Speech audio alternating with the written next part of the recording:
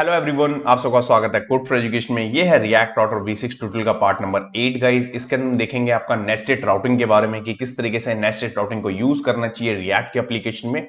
Theory and practical सब कुछ cover करेंगे इस वीडियो के अंदर गाइस, तो वीडियो पूरा देखिएगा।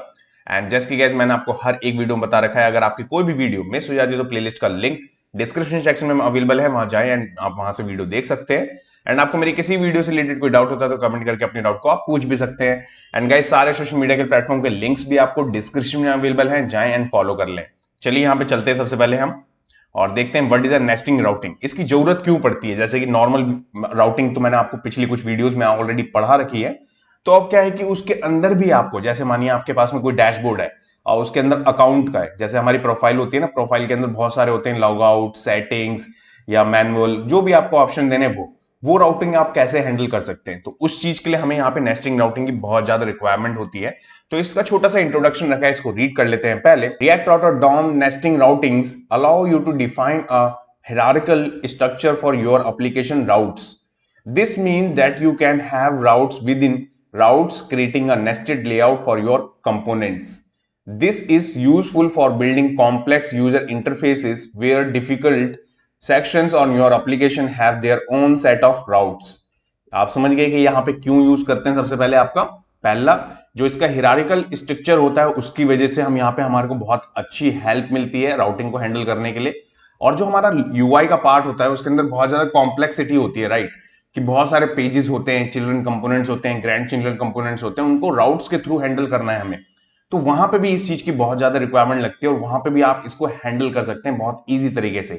मानिए इसका सबसे अच्छा उदाहरण होता है आपका नेविगेशन। मानिए नेविगेशन में आपको टॉप के नेविगेशन तो सारे एक्सेस हो जाएंगे सिंगल आपके नैव लिंक या लिंक से, बट आप चाहते हैं उसके अंदर और भी जितने भी राउट्स हैं वो भी तो आपको चाहिए, वो कैसे अवेलेबल होंगे। तो वो उसके लिए आपको फिर नेस्टिंग राउटिंग की यहाँ पे रिक्वायरमेंट लगेगी ही लगेगी। ओके, तो इसके प्राइमरी यूज केसेस देख लेते हैं कौन कौन से हैं। तो पहला पॉइंट मैंने यहाँ पे मेंशन करा है आपका, React Router DOM V6 provides a clean and flexible way to implement nested routing. आप समझ गए कि यहाँ पे जो DOM 6 हमें मिल रहा है उसके अंदर बहुत अच्छा फ्लेक्सिबल एंड क्लीन वे मिल रहा है, जिसकी वजह से हम ये चीज कर सकते हैं। नेक्स्ट पॉइंट है आपका यहाँ पे, this is particularly useful when you have a layout with multiple sections और views, each requiring its own set of routes. It means कि आपके पास में कॉम्प्लेक्स या मल्टीपल सेक्शन या मल्टीपल वेबसाइट्स है पेजेस की, वहां पे आपको ये चीज बहुत ज्यादा हेल्पफुल करती है गाइस। तो अगर आपसे इंटरव्यूअर पूछता है तो पहले मीनिंग बता देना है आपको, देन उसके बाद में ये जो प्राइमरी यूज केसेस मैंने 2 पॉइंट आपको बताए ये बता देना है। अब ये चीज तो हो गई थ्योरी का पार्ट की नेस्टिंग राउटिंग है क्या, आप समझ गए। इसके बाद चलते हैं प्रैक्टिकल में कि प्रैक्टिकल में कैसे करना है इस चीज को। तो यहां चलते हैं अपने एडिटर पे। सो गाइस अपने एडिटर पे आने के बाद में सेम जो अभी तक हम यूज करते हुए आ रहे हैं इस कोर्स के अंदर, app.js हमारे पास में यहाँ पे ओपन हो रखी है, बाकी अदर फाइल्स यहाँ पे ओपन कर रखी है हमने। इसका जो आउटपुट हमें देखने को मिलेगा वो यहाँ पे हमें देखने को मिलेगा। यहाँ पे आप देखेंगे अभी home, about, service, URL, params, ये सारे के सारे अभी हमारे पास में अवेलेबल हैं। अब हम क्या करेंगे यहाँ पे मैं आपको बताऊंगा कंपोनेंट्स के साथ में ये सारे की सारी चीजें कि कंपोनेंट्स में कैसे चलेंगी चीजें। तो पहले मैं क्या करता हूं, यहाँ पे नैप बार में आता हूं। नैप बार में मैं क्या करूंगा कि एक हमारे पास में एक्स्ट्रा डैशबोर्ड का आपका मैं यूआरएल बना लेता हूं, ठीक है। वैसे आप कहीं पे भी बना सकते हो, मैं बस आपको समझाने के लिए बना रहा हूं डैशबोर्ड, ठीक है।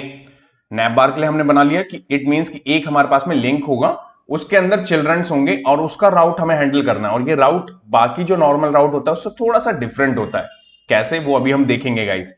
तो यहां पे मैंने इसको करा, यहां पे करने के बाद यहां पे आएंगे तो यहां पे आप देखेंगे कि डैशबोर्ड आ भी चुका है। देखिए सारे के सारे आपके वर्किंग है। अगर मैं डैशबोर्ड पे क्लिक करूं तो देखिए पेज अभी विजिबल नहीं हो रहा है, तो होगा भी अभी। ये कैसे होगा उससे पहले अभी हम क्या करेंगे, यहां पे आएंगे। यहां पे आने के बाद में मैं क्या करता हूं, सबसे पहले डैशबोर्ड का ही पेज बना लेता हूं। मैं यहां लिखता हूं dashboard.js, ओके।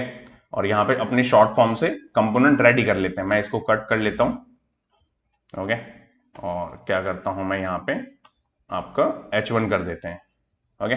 और यहां लिखते हैं आपका वेलकम टू डैशबोर्ड, ये चीज डन। यहाँ पे आपका डैशबोर्ड वाला पेज डन। अब इसके राउट को हैंडल करना है कैसे, तो यहां चलेंगे app.js के अंदर। यहां पे मैंने आपको बता रखा था स्लैश के बाद में आप अपने यहाँ पे पेज को यहाँ पे डिफाइन कर सकते हैं। सेम अभी भी हम वही करेंगे, यहाँ पे करेंगे इसको कॉपी और यहाँ पे जो डैशबोर्ड वाला है कंपोनेंट उसको यहाँ पे सबसे पहले इंपोर्ट करवाना है आपको। ये देखिए इंपोर्ट हो चुका है हमारा ऊपर, आप देखेंगे तो देखिए, ओके। इसके बाद में आपको यहाँ पे क्या लिखना है, डैशबोर्ड, जिसकी वजह से वो वहां पे राउट चलेगा। यहां पे जैसे मैं करूंगा इसको सेव, ओके, सेव करने के बाद यहां पे आएंगे, यहां पे आने के बाद आप देखेंगे अभी तक नहीं चल रहा था, 404 आ रहा था, बट अब हम क्लिक करेंगे यहां पे डैशबोर्ड पे, वेलकम टू डैशबोर्ड पेज, ये आ चुका है, इतनी चीज हो चुकी है अब हमारी। अब इसके बाद में आपको क्या करना है, मानिए इस डैशबोर्ड पेज पे ही दो और यहां पे राउट्स हैं इसके खुद के, पहला प्रोफाइल, सेकंड सेटिंग। तो अब उस पे हमें कैसे अचीव करना है, वहां तक पहुंचेंगे कैसे, तो उसके लिए हमें सबसे पहले कंपोनेंट बनाना होगा। तो मैं क्या करूंगा, यहां पे प्रोफाइल डॉट जेएस, पहले ये कंपोनेंट बनाऊंगा मैं। इस कंपोनेंट में भी सेम थोड़ा सा चेंज करना है हमें, लुक एंड फील, जिससे कि अच्छा लगे। ये H1 ले लिया हमने, ठीक है, और यहां पे भी लिख लेते हैं वेलकम टू प्रोफाइल हिडन। इसके बाद में मैं इसी को कॉपी कर लेता हूं, और इसके बाद में जो नेक्स्ट कंपोनेंट हम बनाने वाले हैं वो है आपका सेटिंग का डॉट जेएस, ओके, यहां पेस्ट करेंगे। बस हम जो प्रोफाइल लिखा है इसको चेंज करके क्या कर देंगे, सेटिंग। ये देखिए मेरे दो कंपोनेंट यहां पे रेडी हैं, profile dot JS and setting dot JS, जो चिल्ड्रन है हमारे हैं, राइट। और जो डैशबोर्ड मेन होने वाला है उसका हमने राउट ऐप डॉट जेएस के अंदर डिफाइन भी कर दिया। अब हम इसको कैसे एक्सेस कर सकते हैं, अब देखिए यहां पे हम जो डैशबोर्ड पे चलेंगे, मेन है डैशबोर्ड का काम गाइस, ठीक है। यहां पे आएंगे, यहां पे मैं क्या करता हूं, मैं लिंक्स कर देता हूं, लिंक्स पेज, ओके। तो यहां पे सबसे पहले आपको किससे लिंक करना है, लिंक से, जो रिएक्ट ऑटो डॉम हमें लिंक देता है ना, उससे ही आपको ये करना होगा। और यहां पे स्लैश मत लगाइएगा, यहां पे बस आप कुछ इस तरीके से डिफाइन करेंगे प्रोफाइल को, और मैं यहां लिख देता हूं प्रोफाइल पेज, ठीक है। पहला लिंक डन। दूसरे लिंक को भी मैं कॉपी कर लूंगा, मैं यहां कर दूंगा आपका किसके लिए चाहिए, हमें सेटिंग के लिए, और यहां पे बिना स्लैश के सेटिंग लिख देंगे। इन दोनों के बीच में थोड़ा सा स्पेस चाहिए, तो मैं BR का यूज करूंगा, जिससे विजिबिलिटी अच्छी बनी रहे यूआई पे। अब यहां से इसको करते हैं बंद, चलते हैं ब्राउजर पे, एंड ब्राउजर पे आने के बाद देखेंगे तो देखिए प्रोफाइल पेज और सेटिंग पेज आपको यहां पे विजिबल हो भी रहा है, ओके। इट मींस कि आपके ऊपर के नेविगेशन तो आपके वर्किंग है स्लैश के साथ में, बट अब आप क्या चाहते हैं, जैसे डैशबोर्ड के अंदर आए यूजर, उसके बाद अगर यहां पे मेरे पास में और भी पेजेस हैं इसके अंदर और लिंक भी हैं, तो वहां पे आप जैसे क्लिक करेंगे तो वो भी आपका व्यू यहीं पे ओपन होना चाहिए। देखिए कैसे होगा वो ओपन, तो यहां चलेंगे वापस, वापस आने के बाद में हमने नैप पे तो दे दिया था आपका डैशबोर्ड के लिए, इसको इधर कर लेते हैं, डैशबोर्ड डन, सेटिंग वाला page done, profile dot JS done, app dot JS पे आना है आपको अब, ओके। यहां पे तो यहां पे आने के बाद में सबसे पहले मैंने देखिए सेल्फ क्लोज जो हमने कर रखा था राउट को, उसको आपको हटाना होगा और कुछ इस तरीके से क्लोज करना होगा। यहां पे आने के बाद में मैं करूंगा इसको कॉपी, एक राउट को, और यहां कर दूंगा पेस्ट। इसको पेस्ट करने के बाद में अभी क्या है कि हमें दोनों कंपोनेंट भी तो चाहिए, प्रोफाइल का और सेटिंग का, तो उसको भी यहां पे इंपोर्ट कराना इंपॉर्टेंट है। देखिए मैंने यहां पे इसे इंपोर्ट करवाया, और यहां पे अब आपको चेंजेस क्या क्या करने हैं समझिएगा। सबसे पहले देखिए मैं थोड़ा सा स्पेस करके आपको समझाता हूं कि आपको डैशबोर्ड जहां पे आप हमने लिखा है या जो भी आपका यूआरएल है, उसके बाद में आपको स्लैश लगाना होगा, और यहां पे आपको स्लैश नहीं लगाना है।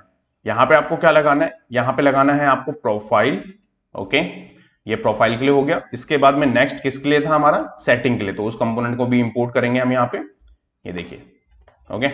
और यहां पे सिंपल आप क्या कर देंगे, सेटिंग। देखिए कितना सिंपल है, आप समझ रहे हैं कि सिंपल। आपने सबसे पहले आपका क्या करा, अभी तक हम सेल्फ क्लोज कर रहे थे राउट को, सेल्फ नहीं करना है आपको, आपको कुछ इस तरीके से करना है जैसे आपका ओपनिंग एंड क्लोजिंग टैग होता है आपका HTML फॉर्मेट में, सेम। फिर उसके बाद में आपको इनसाइड दो यहां पे राउट बनाने हैं, और स्लैश जो आपका यूज होगा कुछ इस तरीके से यूज होगा, एंड देन अपने इंटरनल पेज जो होंगे आपके, इंटरनल राउटिंग जो होगी उस पर स्लैश यूज मत करिएगा, ठीक है।